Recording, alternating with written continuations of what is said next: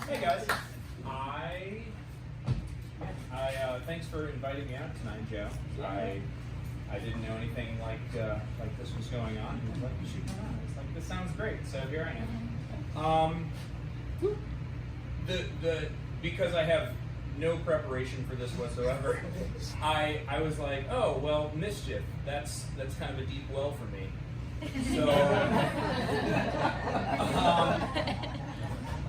So I was sitting in my seat just now, being like, what I mean, if they call my name, what should I say? and you know, the first one that came to me, I was like, oh, it's a great story. No, that's way too dark. So I'll just tell you the story of the one day I ever spent in Canada, which 10 years ago, my wife and I would go on a summer vacation every year. She's a professor, so we have summers off. And we would end up spending Independence Day outside of the country every year for some reason. So we just kept finding ourselves like celebrating Independence Day in like Jamaica or Prague. And so this year we were in Seattle. I was like, oh hey, we finally managed to stay in the country for July 4th, and I wake up and Jenny's like, want to go to Canada? I'm like, yes I do. So we rent a car, we drive up to Vancouver, and we get there, and the first few hours are just a plus, man. Like we went to the Olympic Center, and we're like, what's cool in Vancouver? And she was like, do you like cake? And we're like, we like culture. Like a bar here or something. And so we got lost on the island, and we were out there for like 10 hours, and the sun's going down, and the whole day's been a bust. I was just like, oh, Canada sucks. This has to paint the entire country, right? In my experience. And so, and the whole day I've just been like kind of an eye out, because I'm like, I hear they have stuff that is available, and I'm open to that. So keeping the window of opportunity open. And so we went to dinner and went down to I don't even know what they call it, their version of the red light district, which is just like a street. There's like a needle exchange and like a dispensary, you know, it's not a big deal. But we went down there, we went to this place called the Amsterdam Cafe. And I'm like, this has got to be the spot, right? This has got to be the place where I can finally have a good time in Canada. And walk in, and there's people smoking everywhere. We're like, oh, nailed it. Got here. And go up to the counter, I'm like, what have you got? They were like, what do you mean? Tea, coffee, what do you need? And I was just like, how can I help? And the guy's like, well, unfortunately, these people brought it from home. So that's legal, but now I have to ask you to leave.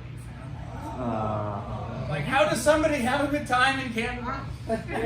So we walk out, and we're going down the street, and I'm just like, what is this place? I don't understand. And this guy like sidles up next to me. He's just like, no, look at the Amsterdam.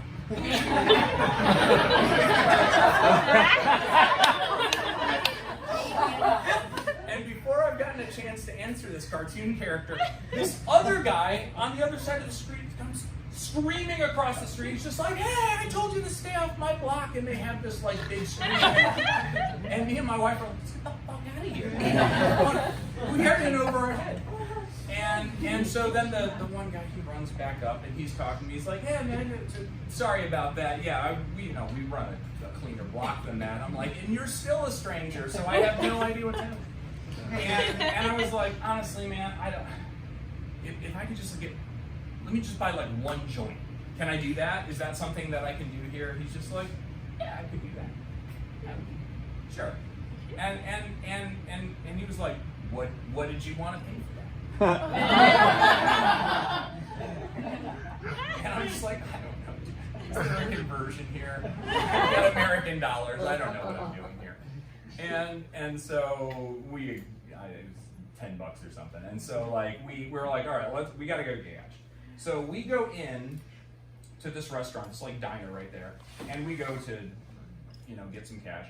And while we're in there, this dude just like pulls out this gigantic bag of weed. Pounds of weed. I've never seen so much weed. And he takes out this small amount and starts rolling it into one joint right there on the street. And everybody, and I was like, you know, I'd never seen anything like that. And everyone in the restaurant who seemed local had also not seen anything quite like that. So I was like, all right, we might be way in over our head here. So right at that moment, a cop crosses the street in front of this guy. And he gives him a nod. Yeah. Dude looks up. What's up? Keeps going. I was like, man, Canada's so much different than home. And so we go outside. We give the guy a $10 bill. He gives me the joint. I'm like, great. I stick it behind my ear. I wasn't going to smoke it right then. So I was like, we'll just go somewhere else. So we drove around Vancouver, and then the sun went down, and we were heading back towards the border. And I'm like, finally, I get to enjoy myself right as we like enter back into America. Light it up, smoke it, it's done.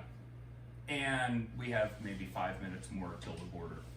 And we get up to the border, the windows are down, but this is some Canadian something super chronic. I don't know.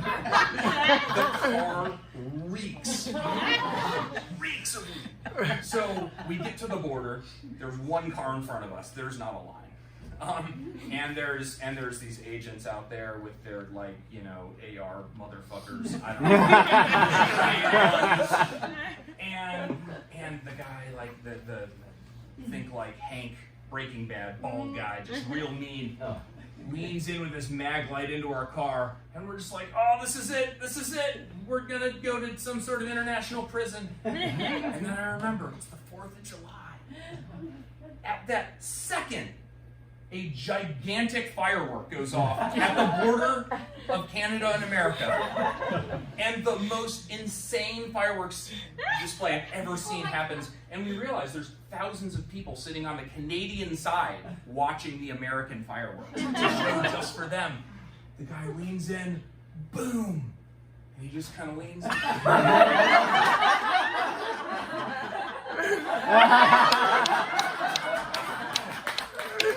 One day in Canada.